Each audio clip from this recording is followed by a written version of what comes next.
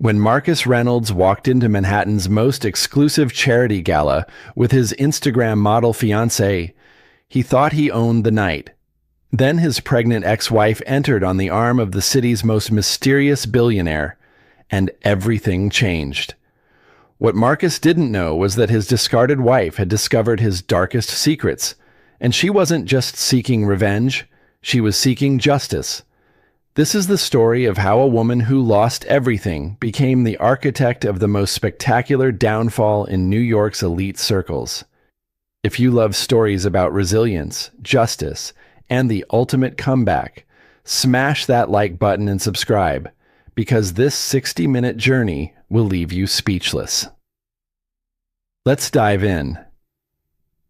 The Hope for Tomorrow Charity Gala was Manhattan's most exclusive event, where billionaires wrote seven-figure checks while sipping champagne that cost more than most people's cars.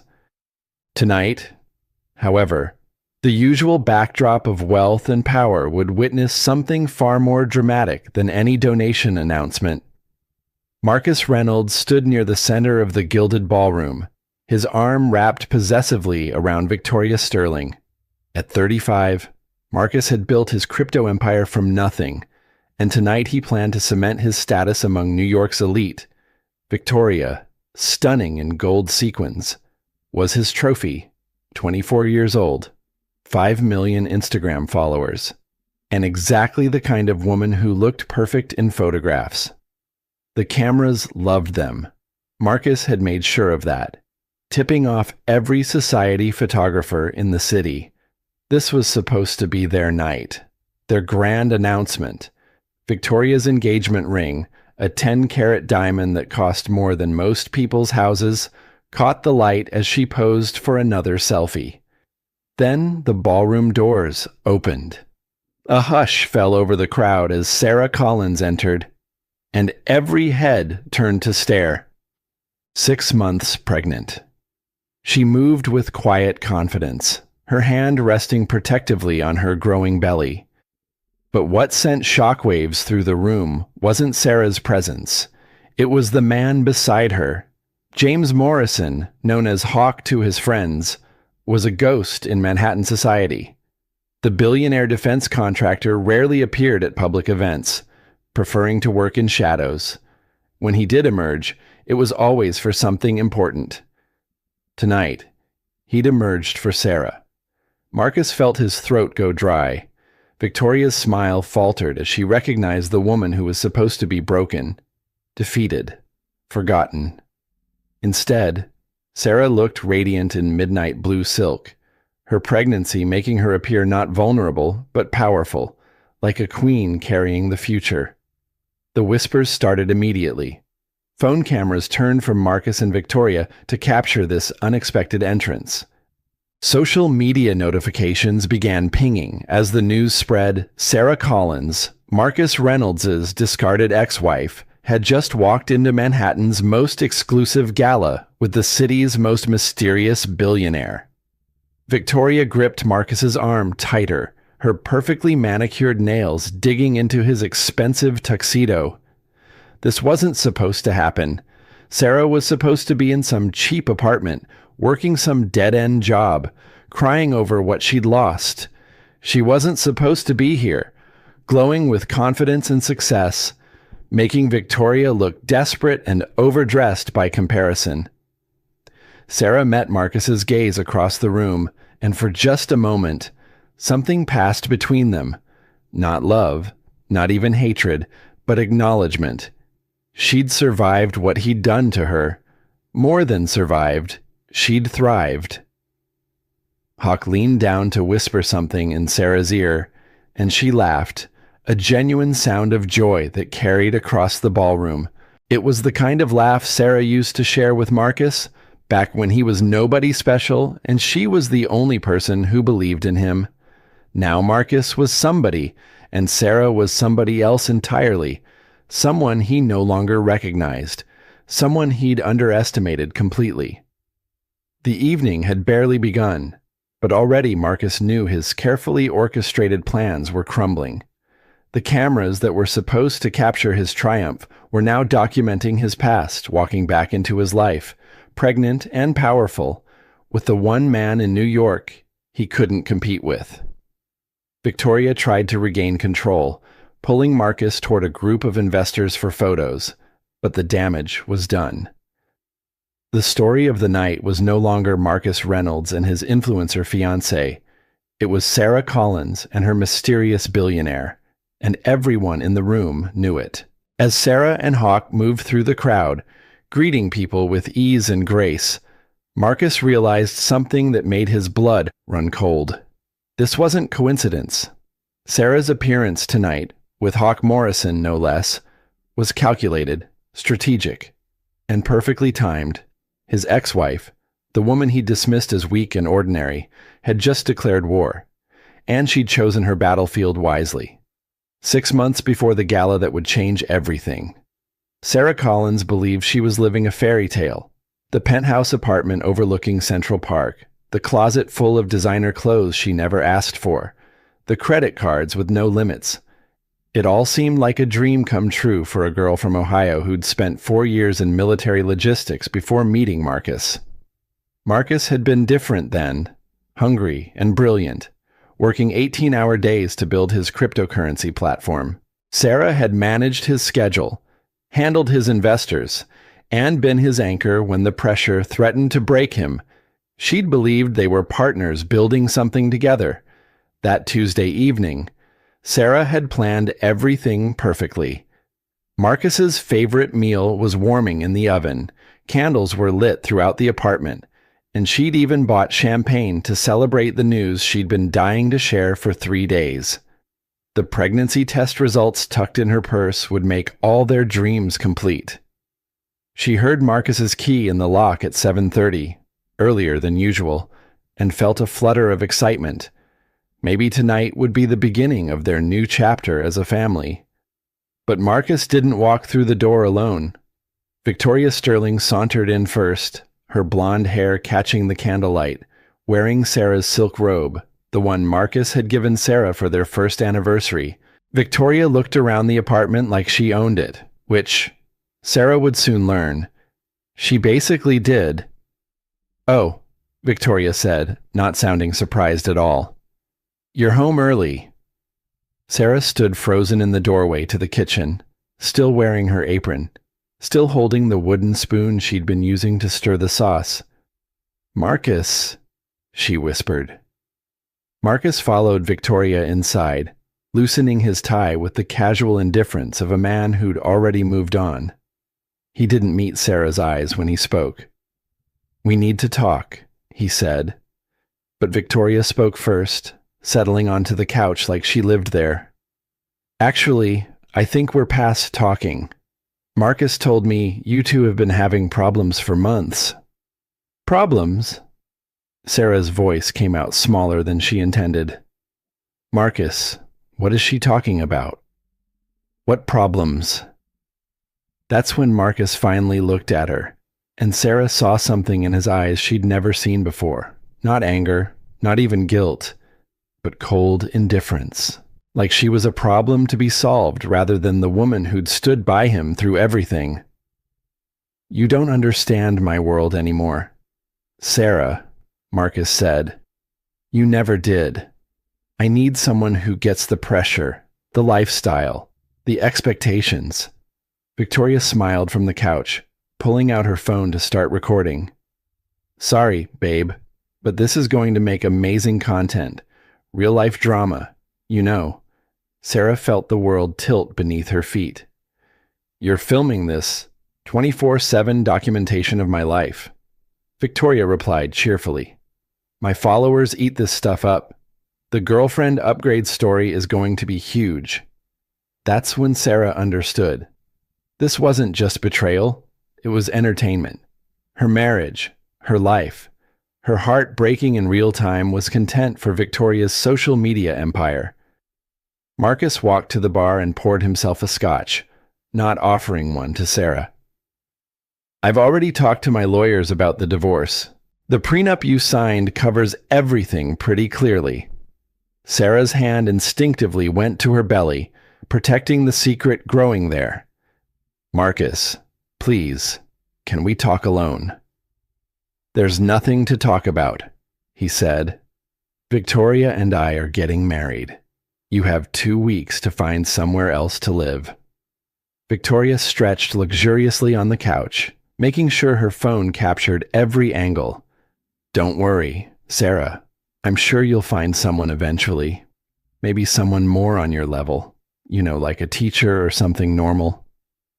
The cruelty was casual, devastating, complete. Sarah stood in her own kitchen, wearing her own apron, surrounded by the life she'd helped build, and realized she'd never really belonged there at all. She walked to the bedroom on unsteady legs, packed a suitcase with shaking hands, and left without another word. Behind her, she could hear Victoria's laughter as she narrated the evening's events for her followers. Outside on the sidewalk, clutching her suitcase and her purse with the pregnancy test still tucked inside, Sarah Collins began to understand what it meant to lose everything in a single moment. But she hadn't lost everything yet. She still had the secret growing inside her, and she still had something Marcus had forgotten about during his years of success. She'd been trained by the United States Army never to surrender. The war was just beginning. 2 weeks after being thrown out of her own life, Sarah Collins sat in a diner at 3 a.m, counting the cash in her wallet for the 4th time, $47.32. Enough for coffee and maybe a muffin, if she was careful.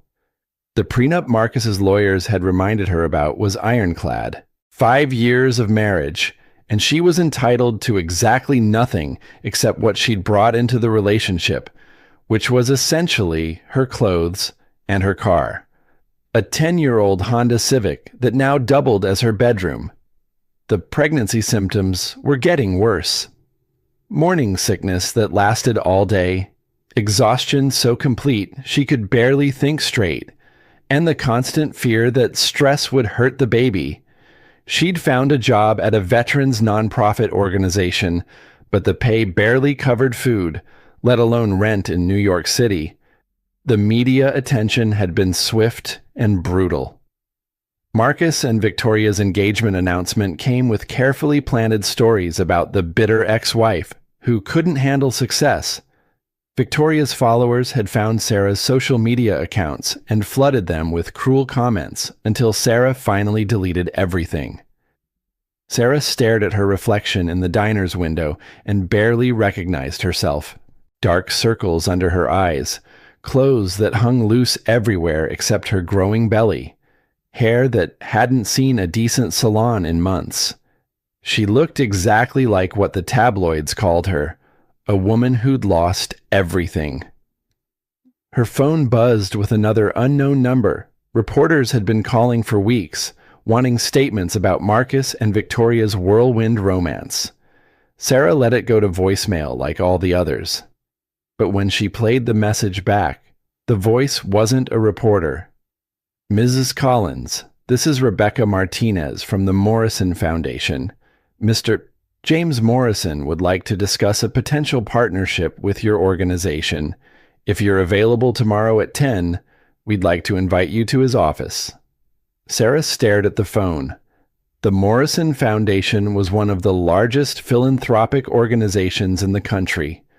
James Morrison, Hawk Morrison, was a legend in defense contracting and veteran advocacy. His donations had funded hospitals, schools, and veteran support programs across the nation. Why would someone like that want to meet with someone like her? The next morning, Sarah used her last $20 to take a cab to the Morrison Foundation offices in Midtown.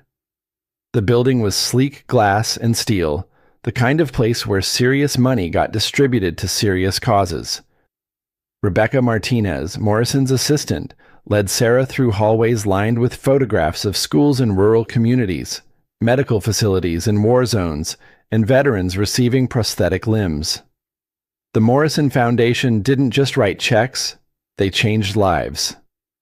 Hawk Morrison's office was surprisingly modest, no expensive art or gold fixtures, just functional furniture, military memorabilia, and walls covered with thank you letters from people his foundation had helped. The man himself was nothing like Sarah had expected, tall and lean with graying temples. Hawk moved with the controlled precision of someone who'd seen combat. His handshake was firm but brief, his smile genuine but reserved. There was something about his presence that made Sarah feel safer than she had in months. "Miss Collins," he said, gesturing to a chair across from his desk. "Thank you for coming. I've been following your work with Veterans United. Impressive results with limited resources." Sarah blinked in surprise. "You know about our programs. I make it my business to know about organizations that actually help veterans instead of just talking about it. Your job placement program has a 93% success rate. That's better than most government initiatives." For the first time in weeks, Sarah felt a spark of pride. "We focus on skills translation, helping veterans understand that their military experience is valuable in civilian careers." Hawk nodded approvingly. "Which brings me to why you're here. The Morrison Foundation wants to fund a citywide expansion of your program. $2 million to start, with more if the results justify it." Sarah's mouth fell open. "$2 million, I don't understand. Why us? Why now?" "Because you understand something most people don't, that real change happens one person at a time, with dignity and respect." Hawk leaned back in his chair. "I've also heard about your personal situation. I want you to know that won't affect our decision. Good work is good work, regardless of tabloid gossip." Tears stung Sarah's eyes. For the first time since Marcus had destroyed her life, someone was seeing her for what she could do rather than what had been done to her. "There's one condition," Hawk continued. "I want to be personally involved in the program development. This isn't just a check, it's a partnership." Sarah wiped her eyes and sat up straighter. "Mr. Morrison, I don't know how to thank you." "Call me Hawk, and you can thank me by changing some lives." As Sarah left the Morrison Foundation offices with a signed partnership agreement and a $2 million commitment, she felt something she hadn't experienced in months. Hope. She didn't know yet that this meeting would change everything, or that Hawk Morrison had his own reasons for reaching out to her. All she knew was that someone believed in her again, and that was enough to start fighting back. 3 months into their partnership, Sarah barely recognized her own life. The Veterans United program had exploded from a cramped office in Queens to a sleek facility in Manhattan, with satellite locations planned for Brooklyn and the Bronx. More importantly, they were changing lives at a pace that surprised even Sarah. Hawk had been true to his word about personal involvement. He showed up to planning meetings, visited job sites, and talked to veterans about their experiences. Unlike the wealthy donors Sarah had met through Marcus, people who wrote checks for tax benefits and photo opportunities, Hawk genuinely cared about results. What surprised Sarah was how much she looked forward to their working lunches and strategy sessions. Hawk was brilliant but never condescending, successful but not arrogant. When he talked about his own military service, Navy SEAL, 3 tours in Afghanistan, he did so without bragging, focusing instead on what he'd learned about leadership and resilience. "You remind me of my commanding officer," Hawk told her over coffee one afternoon as they reviewed expansion plans. "Captain Rodriguez never accepted that something couldn't be done. She just found a different way to do it."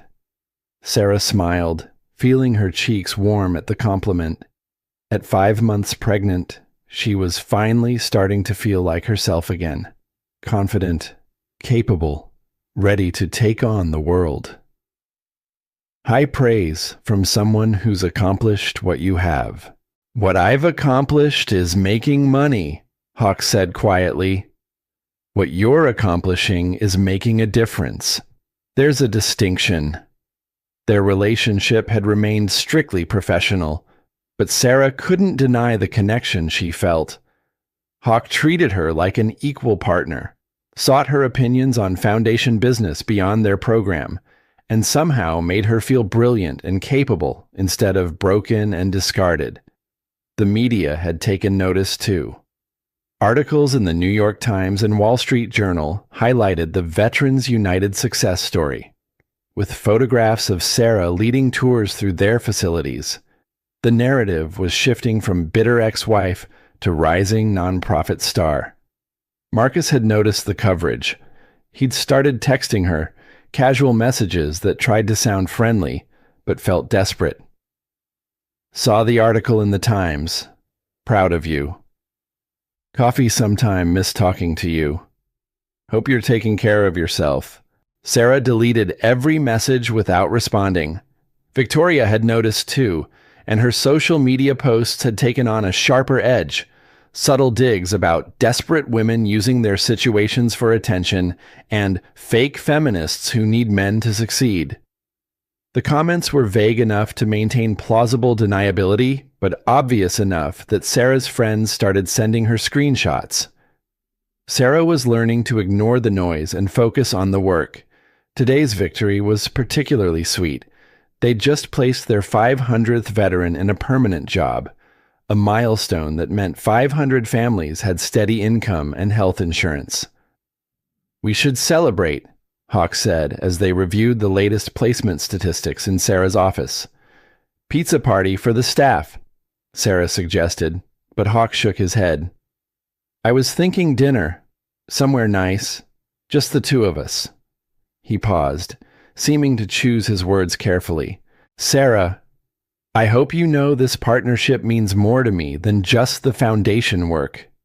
Sarah's heart skipped, but before she could respond, her assistant knocked on the door. Sarah, there are some people here to see you. They say they're from the district attorney's office. 3 investigators in dark suits entered Sarah's office, their expressions serious. The lead investigator, a woman in her 40s, showed her badge and identification. Miss Collins, I'm Detective Rivera from the Manhattan District Attorney's Office. We need to ask you some questions about your ex-husband's business practices. Sarah felt the blood drain from her face. What kind of questions? We're investigating irregularities in the CoinVault cryptocurrency platform, money laundering, securities fraud, tax evasion. We understand you were married to Marcus Reynolds during the early development of the platform. Hawk stood up immediately. Sarah, you don't have to answer anything without a lawyer present. Detective Rivera's gaze shifted to Hawk with what looked like recognition. Mr. Morrison, I wasn't expecting to see you here. Something passed between them that Sarah didn't understand, a look that suggested they knew each other, that this visit might not be as random as it seemed. Sarah, Detective Rivera continued, your ex-husband is in serious trouble. If you have any information about his business practices, now would be the time to share it. Sarah's mind raced. Marcus had always been secretive about the technical details of his business, but she'd handled his early correspondence, managed his calendar, knew his investors and partners. If there had been illegal activity, she might have unknowingly been involved. I need to think about this, Sarah said. Can I call you tomorrow? After the investigators left, Sarah turned to Hawk, who was staring out the window with an expression she'd never seen before, calculating, almost predatory. Hawk, did you know they were coming? He was quiet for a long moment before answering. Sarah, there are some things about me you don't know, about why I really wanted to partner with your organization. The hope and happiness Sarah had been feeling began to crack. What kind of things? The kind that might make you hate me, Hawk said quietly, but the kind that might also give you justice. Sarah sank into her chair, one hand on her growing belly, and realized that nothing in her life was as simple as it seemed. The partnership that had saved her, the man who might love her, the new life she was building. All of it was connected to Marcus in ways she was only beginning to understand. The war she thought she'd escaped was about to begin in earnest. Sarah stared at Hawk across her office, feeling the careful foundation of her new life beginning to crack. "What aren't you telling me?" Hawk moved to the window, his military bearing even more pronounced under stress. When he turned back to face her, his expression was a mixture of guilt and determination. "I've been investigating Marcus for 2 years," he said quietly. "The Morrison Foundation partnership was real, but it wasn't the only reason I reached out to you." The words hit Sarah like a physical blow. "You've been investigating Marcus for what?" "Money laundering through CoinVault. Marcus has been using his cryptocurrency platform to clean money for some very dangerous people, Russian oligarchs, cartel leaders, arms dealers. The FBI estimates he's laundered over $200 million in the past 3 years. Sarah sank deeper into her chair. "And you think I knew about this?" "No." Hawk's response was immediate and firm. "Everything I learned about you told me you were completely innocent. That's part of why I wanted to help you. You were a victim of Marcus's crimes, just like everyone else he's hurt." "But you used me," Sarah said, her voice barely above a whisper. "You used our partnership, our friendship, to get closer to your investigation." Hawk moved closer, his eyes intense. "It started that way. I won't lie to you about that. But Sarah, what's grown between us? That's real. That's completely separate from anything involving Marcus." Sarah felt tears threatening again. Just when she'd started to believe her life was getting better. Just when she'd begun to hope that someone could care about her for herself. It turned out even that was connected to Marcus and his lies. "How long have you been working with the FBI?" "I'm not FBI. I'm a private contractor who specializes in financial crimes involving defense and international security. When Marcus's platform started showing up in terrorism financing reports, they asked me to investigate." Sarah laughed bitterly. "So I've gone from being the wife of a criminal to being the asset of a spy. Great upgrade." "You're not my asset," Hawk said fiercely. "You're the strongest, most capable woman I've ever met. Everything you've built, everything you've accomplished, that's all you—" "Sarah, I just provided funding. Funding from an investigation budget. Funding from my personal foundation, which exists completely separately from my consulting work." Hawk pulled out his phone and showed her bank records.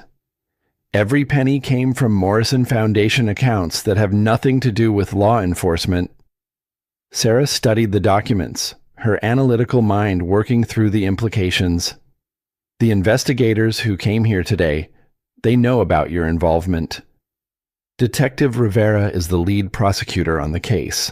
She knows I've been investigating Marcus, and she knows about our foundation partnership. What she doesn't know is that my feelings for you are completely genuine." "How can I believe that?" Sarah's voice broke.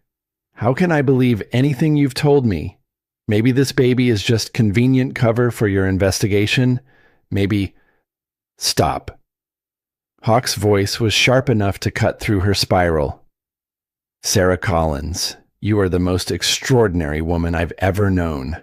Your pregnancy, your strength, your dedication to helping people, none of that has anything to do with Marcus Reynolds or my investigation. If you take nothing else away from this conversation, believe that." Sarah wanted to believe him. The past 3 months had been the happiest she'd felt since before her marriage started falling apart. The work they'd done together, the connection she'd felt, the way he looked at her like she was precious. If it was all manipulation, it was the cruelest kind. "What happens now?" she asked. "That depends on you. The investigation is moving forward regardless. Marcus is going down.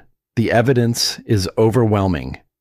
But if you're willing to help, if you can provide information about his early business practices, it would make the case even stronger." "Help how?" Hawk hesitated. "Marcus has been trying to contact you, right?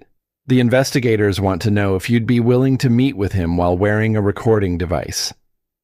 Sarah felt cold despite the warm office.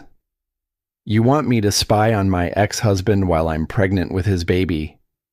I want you to help put a criminal in prison who's been funding terrorism and drug cartels while destroying the lives of everyone who trusted him, including yours." The brutal honesty of it was almost refreshing after months of lies and manipulation. Sarah closed her eyes and tried to think clearly. Marcus had betrayed her in the most personal way possible. He'd thrown away their marriage for social media fame and public validation. He'd left her homeless and struggling while he lived in luxury with the woman who'd helped destroy their life together. If he was also a criminal who'd been endangering innocent people while she was handling his schedule and managing his image, then maybe she owed it to his victims to help stop him. What would I have to do? Meet him somewhere public. Let him talk. The recording device is almost invisible, and there would be agents nearby for your protection. Sarah thought about the text messages Marcus had been sending, the casual way he'd reached out like nothing had happened between them. Maybe it was time to finally respond.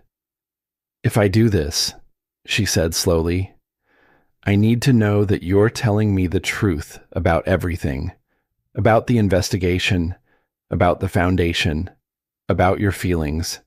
I can't handle any more lies. Hawk, I won't survive any more betrayal." Hawk moved to kneel beside her chair, taking her hands in his.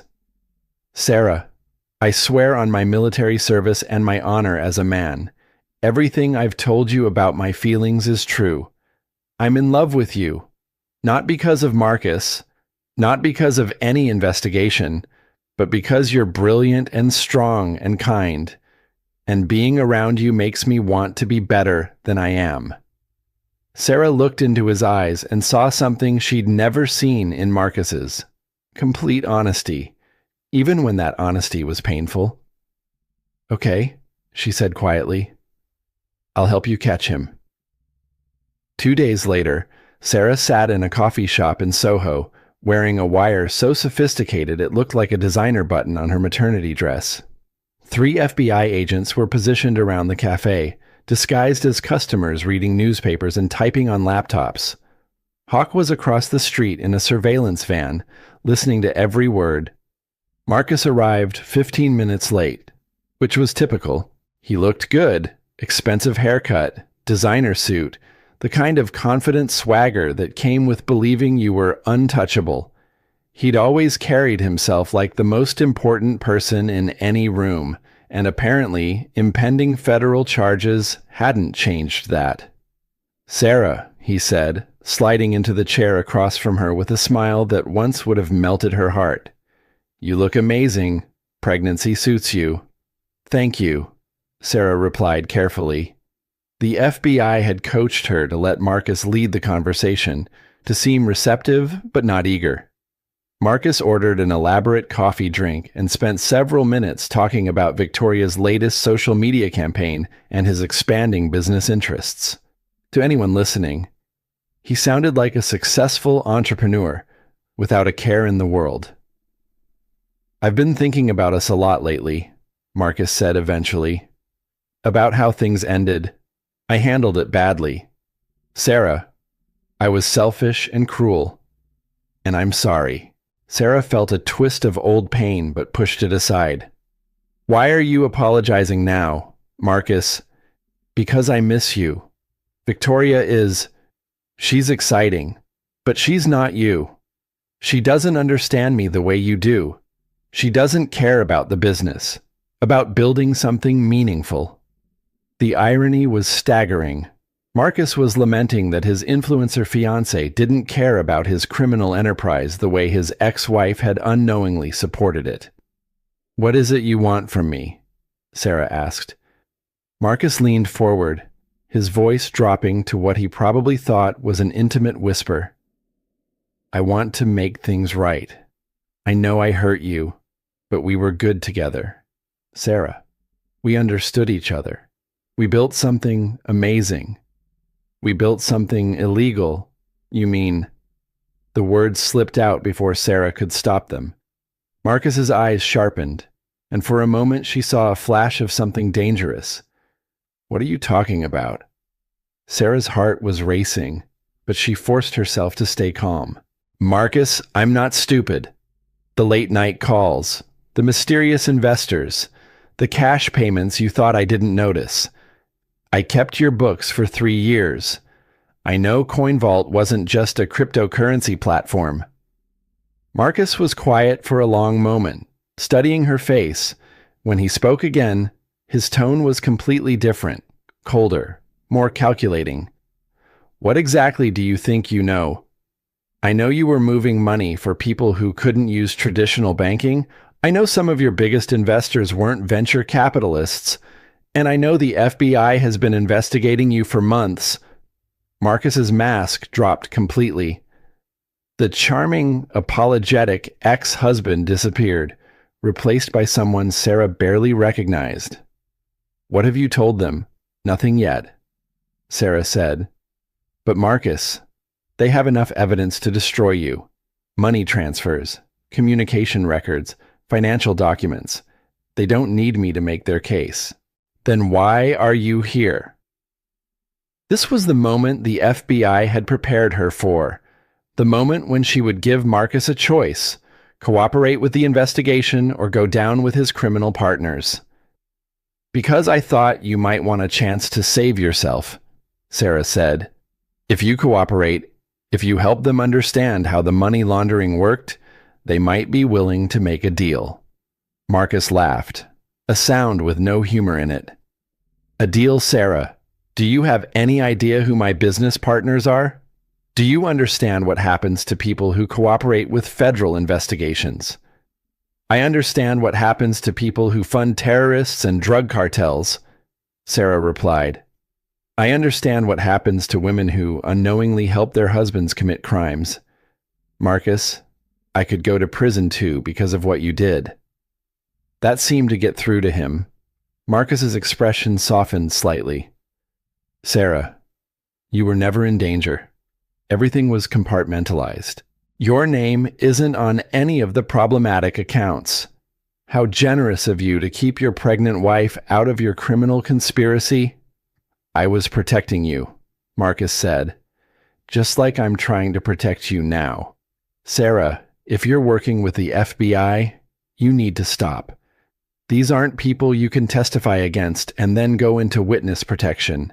These are people who will find you and hurt you and your baby if they think you're a threat. The threat was clear, even if Marcus was framing it as concern. Sarah felt her baby move, as if responding to her elevated heart rate. So what do you suggest I do? Come back to me, Marcus said. Break up with Morrison, move back into the penthouse, marry me again if that's what it takes. I can protect you if you're family, but I can't help you if you're working against me. Sarah stared at him in amazement. Even now, facing federal charges and criminal partners who might kill him, Marcus thought the solution was for her to give up her new life and submit to his control again. What about Victoria? Marcus shrugged. Victoria is a business arrangement. You're the mother of my child. The casual dismissal of his fiancée, the assumption that Sarah would abandon her independence and self-respect, the complete lack of remorse for any of his crimes. It crystallized everything Sarah had learned about the man she'd once loved. No, she said simply. No what? No, I won't come back to you. No, I won't stop cooperating with the investigation. And no, I won't let you use this baby to manipulate me. Sarah stood up, her hand on her belly. Goodbye, Marcus. I hope you make better choices in prison than you did in our marriage. As Sarah walked out of the coffee shop, she heard Marcus calling her name. his voice sharp with panic. She didn't turn around. Behind her, she knew FBI agents were moving in to make their arrest. Across the street, Hawk was waiting by his car. When Sarah reached him, he pulled her into his arms without speaking. They stood there for a long moment, holding each other while police sirens approached the cafe. "It's over," Sarah whispered. "No," Hawk said quietly. "It's just beginning. But Sarah, you were incredible in there. You were brave and smart and strong, and I'm so proud of you." For the first time since this nightmare began, Sarah believed him completely. Whatever happened next, she would face it as herself, not as Marcus's wife or victim, but as Sarah Collins, the woman who'd chosen justice over fear. The arrest of Marcus Reynolds made headlines across the country. Crypto King, charged with terrorism financing, dominated the front page of every major newspaper, while cable news ran endless segments about the multi-million-dollar money laundering operation that had hidden in plain sight. Sarah watched the coverage from Hawk's apartment, where she'd been staying since federal marshals determined that her own place wasn't secure enough. The baby was due in 6 weeks, and the stress of testifying before grand juries and meeting with prosecutors wasn't doing either of them any favors. Victoria Sterling's response to Marcus's arrest had been swift and calculated. Within hours of the news breaking, she'd posted a tearful video to Instagram claiming she'd been deceived and manipulated, that she'd had no idea about Marcus's criminal activities. Her comment sections filled with supportive messages from followers who believed she was another victim. But Sarah knew better. During her marriage to Marcus, she'd seen enough of Victoria's behind-the-scenes maneuvering to recognize a strategy when she saw one.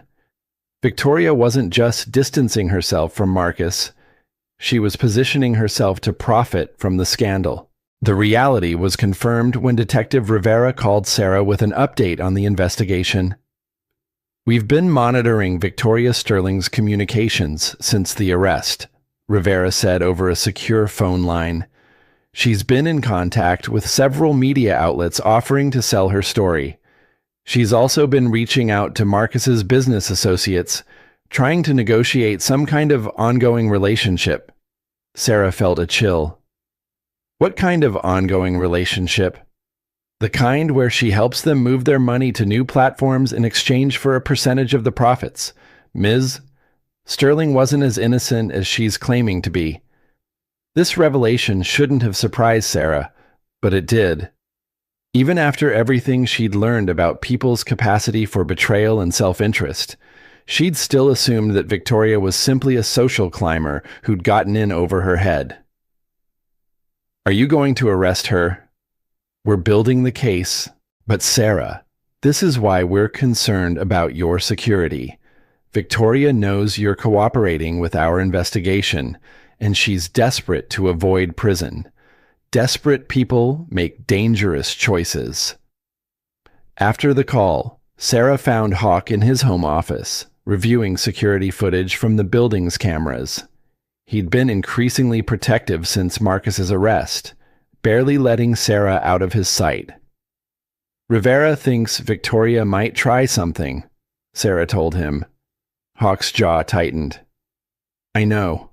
I've been tracking her social media activity and her location data. She's been driving past this building at least twice a day for the past week. Maybe we should consider the safe house option Rivera mentioned." "Maybe we should consider you moving in here permanently," Hawk said quietly. Sarah looked at him in surprise. They'd been growing closer over the past months, but between the investigation and her pregnancy, they'd carefully avoided defining their relationship. "Hawk, you don't have to.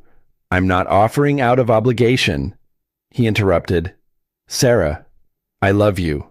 I love your strength, your integrity, the way you fight for people who need help. I want to build a life with you, raise your baby with you, create the kind of partnership we've already started with the foundation." Sarah felt tears spring to her eyes. After months of uncertainty and fear, The idea of genuine love and security felt almost too good to believe. What about the investigation? What about Marcus's criminal partners? What about Victoria? What about them? Hawk stood up and moved to where Sarah was sitting. Sarah, I've faced down terrorists in Afghanistan and arms dealers in Eastern Europe.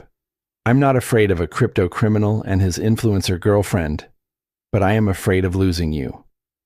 Sarah reached up to touch his face. You're not going to lose me. Then say yes. Move in with me. Let me protect you and love you and help you raise this baby. Let me be your partner in everything, not just the foundation. Before Sarah could answer, her phone rang. The caller ID showed an unknown number, which usually meant reporters, but something made her answer anyway. Is this Sarah Collins? The voice was unfamiliar, nervous. Who is this? My name is Jennifer Walsh. I used to work for Victoria Sterling as her assistant. I need to talk to you about something important, something dangerous. Sarah put the call on speaker so Hawk could hear. What kind of something? Victoria's been planning something since Marcus got arrested. She blames you for ruining her life, and she's not planning to just sit back and let you testify against them. Can we meet somewhere? There are things you need to know. Sarah looked at Hawk, who was already reaching for his secure phone to call Detective Rivera. Jennifer, are you saying Victoria is planning to hurt me? I'm saying Victoria Sterling is a lot more dangerous than anyone realizes, and you need to be very, very careful. The line went dead, leaving Sarah and Hawk staring at each other in the sudden silence. Well, Sarah said quietly, I guess that answers the question about whether Victoria's as innocent as she claims. Hawk was already moving toward his gun safe. Pack a bag. We're going to the safe house tonight. Hawk, wait. No waiting. No more risks. Sarah, I almost lost you once to Marcus's lies. I'm not losing you to Victoria's revenge. As Sarah packed her things, she felt the baby kick strongly, as if responding to her stress. She placed both hands on her belly and whispered, It's okay, little one. We're going to be safe. Uncle Hawk is going to make sure of it. The endearment slipped out naturally, and Sarah realized she'd already made her decision about Hawk's proposal. Whatever happened with Victoria, whatever dangers they still faced, she wanted to face them together. Outside, snow was beginning to fall, coating the city in deceptive beauty. But Sarah wasn't fooled by appearances anymore. She'd learned the hard way that the most dangerous threats often came from the people you trusted most. This time, though, she wasn't facing the danger alone.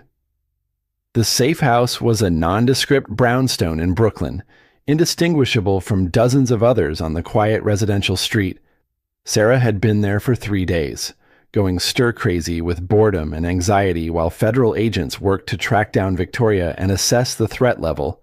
Jennifer Walsh, Victoria's former assistant, had provided a disturbing picture of Victoria's state of mind since Marcus's arrest. According to Jennifer, Victoria had been consumed with rage at Sarah, blaming her for destroying what Victoria saw as her ticket to permanent wealth and status. She's not just angry, Jennifer had told Detective Rivera during her interview. She's obsessed. She has pictures of Sarah on her wall, news articles about the investigation, photos from the Veterans United events. She talks about Sarah like she stole her life. What made it worse was Victoria's access to resources. Her social media empire, while built on lies, generated millions in revenue. She had connections to photographers, private investigators, and the kind of people who could be hired to cause trouble. Most dangerously, she had followers who believed her victim narrative and might be willing to help her get justice. Hawk barely left Sarah's side, working remotely from the safe house while coordinating with his security team. He'd hired additional protection, vetted every delivery person and visitor, and installed security systems that would make the Pentagon jealous. On Thursday afternoon, Detective Rivera arrived with news that made everyone's blood run cold. "We found Victoria's apartment," Rivera said, setting a laptop on the dining room table. "What we discovered suggests she's been planning something for weeks." The photos on Rivera's screen showed a disturbing shrine to obsession. Victoria had covered an entire wall with images of Sarah, photos from charity events, screenshots from news interviews, even pictures that appeared to be taken with telephoto lenses from outside the Morrison Foundation offices. But worse than the photos were the documents. Victoria had compiled detailed information about Sarah's daily routines, her medical appointments, her favorite restaurants. She'd mapped out security protocols at the Veterans United facilities and identified potential vulnerabilities in Sarah's protection. "This is the planning of someone who's moved beyond anger into full stalking behavior," Rivera explained. "But we still haven't located her. She cleared out of the apartment 2 days ago, and she's been staying off social media." "What about her followers?" Sarah asked. "Can't you track her through her online activity?" "That's actually our biggest concern." Rivera replied, "Yesterday, Victoria posted a live video to her Instagram claiming that you've been threatening her, trying to frame her for crimes she didn't commit.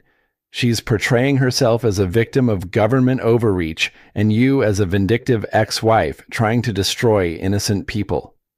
Rivera showed them clips from Victoria's video. Even in her desperation, Victoria was a masterful performer. Tears streaming down her face, voice breaking with emotion. She painted herself as a young woman who'd fallen in love with the wrong man and was now being persecuted for it. "The FBI is using Sarah Collins as a weapon against anyone who threatens their narrative," Victoria had said to her camera. "They're turning victims against each other while the real criminals go free. I won't let them destroy my life to protect their lies." "Her followers are eating it up," Rivera continued. "The video has been shared 50,000 times, and the comments are getting increasingly violent. People are offering to help her, to protect her from government persecution." Sarah felt sick. "So she's turned this into some kind of conspiracy theory. Worse, she's turned it into a call for vigilante justice. We've identified at least a dozen followers who live in the New York area and have made specific threats against you. We're working to track them down." But Hawk's phone buzzed with an alert from his security system. He checked the screen and his expression went dark. "There's someone outside. 3 people, moving toward the house." Rivera was already on her radio, calling for backup units. Through the window, Sarah could see figures in dark clothing approaching from different directions, moving with the coordination of people following a plan. "Basement," Hawk ordered. But before they could move, Sarah's phone rang. Victoria's name appeared on the caller ID. "Answer it," Rivera said quickly. "Keep her talking while we locate the signal." Sarah accepted the call and put it on speaker. Victoria's voice filled the room, no longer the polished tone of her social media presence, but raw with fury. "Hello, Sarah. Are you enjoying your government protection?" "Victoria, what do you want?" "I want my life back. I want the lies to stop. I want you to admit that you've been manipulating this whole situation to get revenge on Marcus and destroy me." "Victoria, I never wanted to hurt you. I just wanted justice for what Marcus did." "Justice?" Victoria laughed, a sound with no warmth in it. "You call stealing my fiancé justice. You call destroying my career justice. You ruined everything. Sarah, everything I worked for, everything I built." Through the window, Sarah could see the figures getting closer. Hawk was checking his weapon while Rivera coordinated with backup units over her radio. "Victoria, Marcus made his own choices. The crimes he committed had nothing to do with you or me. Stop lying." Victoria's voice was sharp enough to cut glass. I know you planned this whole thing. The pregnancy, the billionaire boyfriend, the sob story about being abandoned. You manipulated everyone to feel sorry for you while you destroyed the people who were actually building something meaningful. The delusion was complete. In Victoria's mind, she and Marcus were the victims. Their criminal enterprise was meaningful, and Sarah was the manipulator who'd orchestrated their downfall. Victoria, please listen to me. You're not thinking clearly. Whatever you're planning, it's not going to solve anything. You're going to hurt yourself and other people for no reason. The only person who's going to get hurt is you. Sarah, you took everything from me, and now I'm going to take everything from you. The line went dead just as the first window exploded inward. Hawk tackled Sarah to the floor as glass showered the room. Rivera was shouting commands into her radio while drawing her weapon. Outside, Sarah could hear multiple vehicles approaching, backup units responding to the emergency. Stay down, Hawk ordered, covering Sarah's body with his own as more windows shattered. Rivera, how long until backup arrives? 2 minutes, Rivera replied, positioning herself to cover the front door. But 2 minutes felt like an eternity as objects crashed through the broken windows.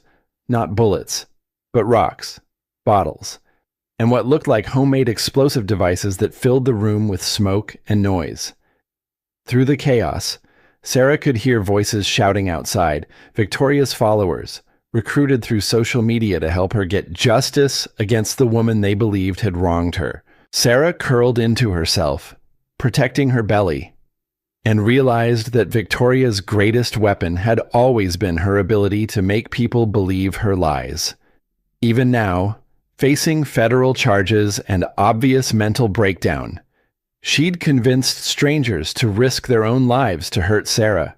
But as sirens filled the air and backup units surrounded the house, Sarah felt something she hadn't expected: pity for Victoria. The woman who destroyed Sarah's marriage and stolen her life was so consumed with rage and delusion that she'd thrown away everything, including her freedom, for a moment of revenge that would solve nothing. It's over, Hawk whispered in Sarah's ear as federal agents stormed the building. You're safe. We're safe. Sarah closed her eyes and held on to him, feeling their baby move strongly inside her. Victoria had lost everything in her quest for revenge, but Sarah had found something worth protecting. The real victory wasn't defeating Victoria. It was choosing love over hatred, healing over revenge, and hope over fear. 6 months later, Sarah sat in the witness stand of the Manhattan Federal Courthouse, 8 months pregnant and radiating the quiet confidence that had become her trademark. The trial of Marcus Reynolds and Victoria Sterling had captivated the nation, not just for the scope of their crimes, but for the story of redemption and justice that Sarah represented. Marcus looked smaller than Sarah remembered, diminished by months in federal detention and the weight of overwhelming evidence against him. His cryptocurrency empire had collapsed completely, taking with it the fortunes of investors who'd trusted him and the criminal networks that had relied on his money laundering services. Victoria sat at the defense table, looking nothing like the glamorous influencer who'd once commanded millions of followers. Her social media accounts had been seized as evidence, her brand partnerships canceled, her carefully constructed image destroyed by her own desperate actions. The attack on the safe house had been captured on security cameras, providing undeniable proof of her involvement in conspiracy and attempted assault. Ms. Collins, the prosecutor asked, "Can you tell the jury about your role in Coin Vault during your marriage to the defendant?" Sarah's voice was clear and strong as she described her unknowing participation in Marcus's criminal enterprise. She explained how she'd managed his schedule, handled his correspondence, and organized his business meetings without understanding the true nature of his activities. "I believed I was helping my husband build a legitimate business," Sarah testified. "I trusted him completely, which he used to his advantage. He compartmentalized his illegal activities to ensure that I couldn't accidentally expose them, but he also used my reputation and connections to legitimize his public image. The defense attorneys tried to paint Sarah as a vindictive ex-wife seeking revenge, but her calm testimony and documented evidence made their arguments look desperate. More damaging to their case was the mountain of physical evidence, financial records, recorded conversations, and communication logs that proved both Marcus and Victoria's guilt beyond any reasonable doubt. When Marcus's attorney questioned Sarah about her relationship with Hawk, she answered with the honesty that had become her hallmark. James Morrison supported my work because he believed in helping veterans, just as his foundation supports dozens of other organizations. Our personal relationship developed separately from any investigation into my ex-husband. Mr. Morrison has never asked me to do anything that wasn't in the interest of justice and public safety. The most dramatic moment of the trial came when Victoria took the stand in her own defense. Her attorney had clearly advised against it, but Victoria's narcissism wouldn't allow her to remain silent while others controlled her narrative.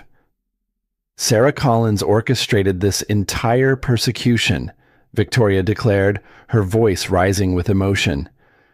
She couldn't handle that Marcus had moved on, so she manipulated the FBI, her billionaire boyfriend, and the media to destroy us. I'm the real victim here. But under cross-examination, Victoria's composure cracked completely.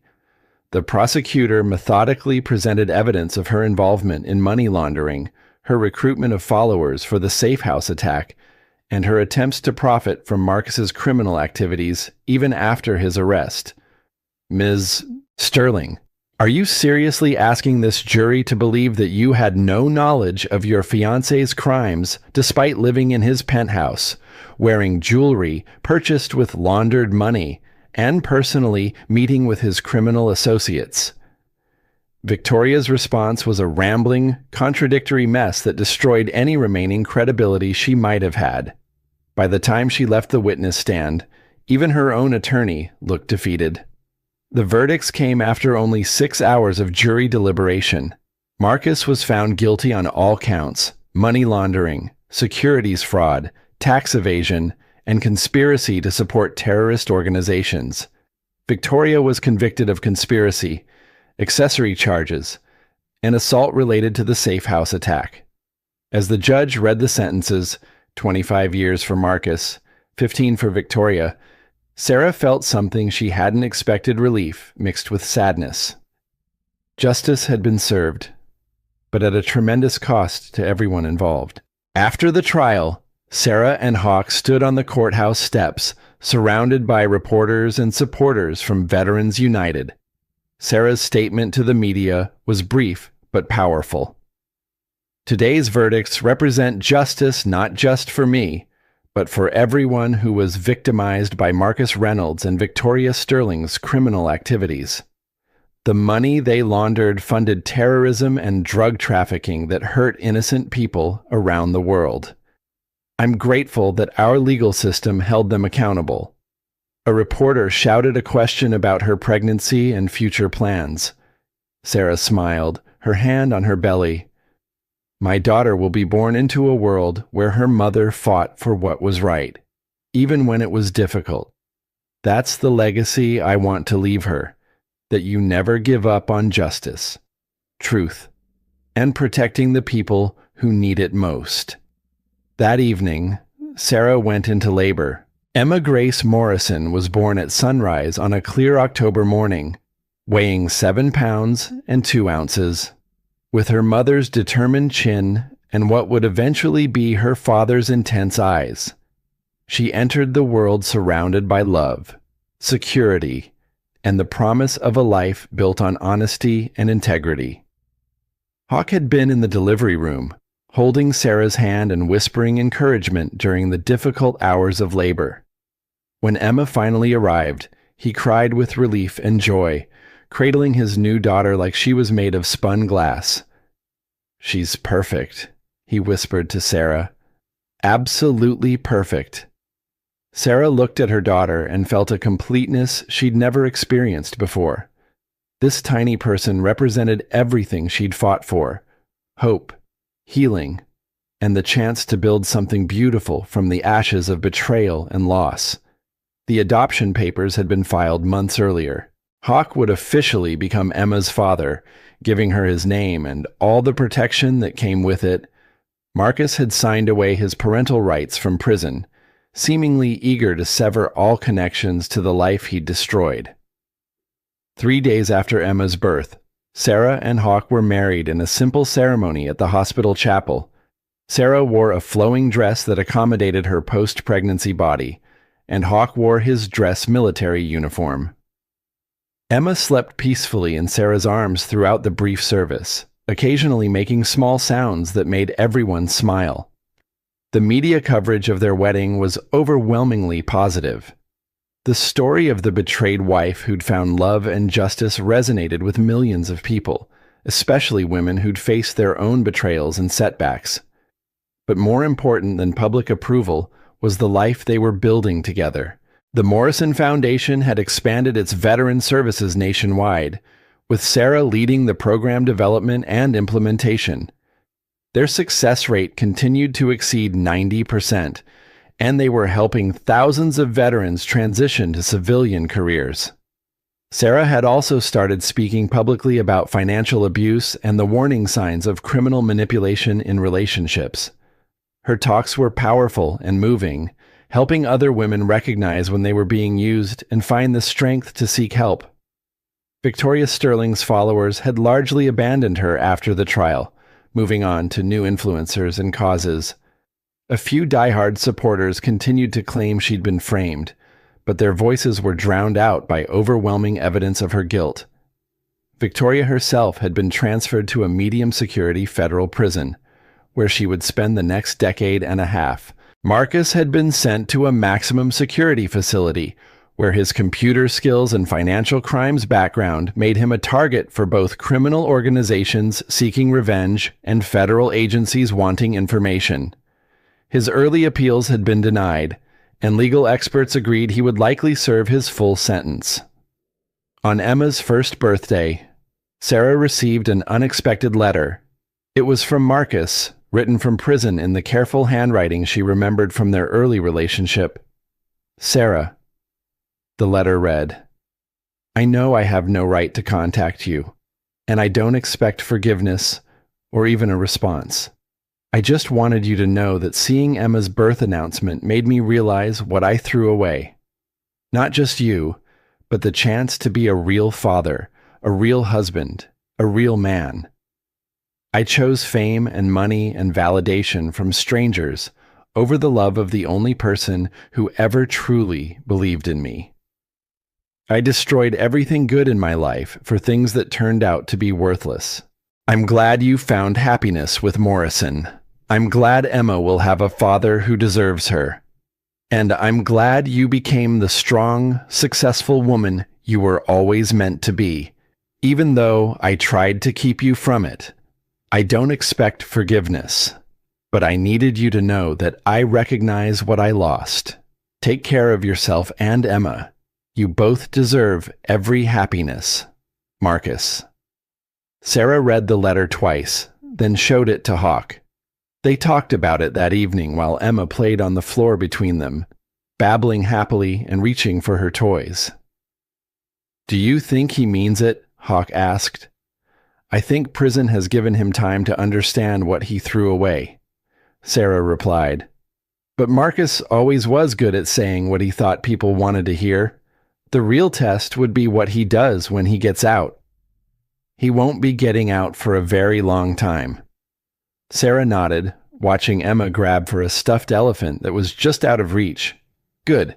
Emma deserves to grow up without his chaos in her life. Hawk moved to help Emma reach her toy, and she rewarded him with a delighted giggle. She's going to know she's loved, he said. She's going to know she's safe, and she's going to know that her mother is the strongest person in the world. Sarah smiled, feeling the deep contentment that had replaced the anger and pain she'd carried for so long. She's going to know that sometimes life breaks you down, but you always have the choice to build something better from the pieces. As evening fell and they put Emma to bed, Sarah reflected on the journey that had brought them to this moment. 2 years ago, she'd been a broken woman sleeping in her car, pregnant and abandoned, with no resources and no hope. Tonight, she was the successful director of a national nonprofit organization, married to a man who loved and respected her, mother to a healthy daughter who would grow up knowing her worth was never dependent on anyone else's approval. The best revenge, Sarah had learned, wasn't destroying your enemies. It was becoming so successful, so happy, so completely yourself that their opinions became irrelevant. Marcus and Victoria had tried to write her story for her, casting her as the bitter ex-wife, the abandoned woman, the victim who deserved whatever happened to her. Instead, Sarah had taken control of her own narrative, transforming herself from victim to survivor to victor. As she kissed Emma goodnight and turned off the nursery light, Sarah whispered the words she said every evening. "Sweet dreams, little warrior. Tomorrow we'll change the world together." Outside, New York City glittered with possibility, full of people facing their own battles, their own betrayals, their own chances to choose who they wanted to become. Sarah's story was one of thousands playing out in the city's lights, but it carried a message that would resonate long after the headlines faded. You are not defined by what happens to you. You are defined by how you choose to respond. And no matter how broken you feel, you always have the power to write your own ending.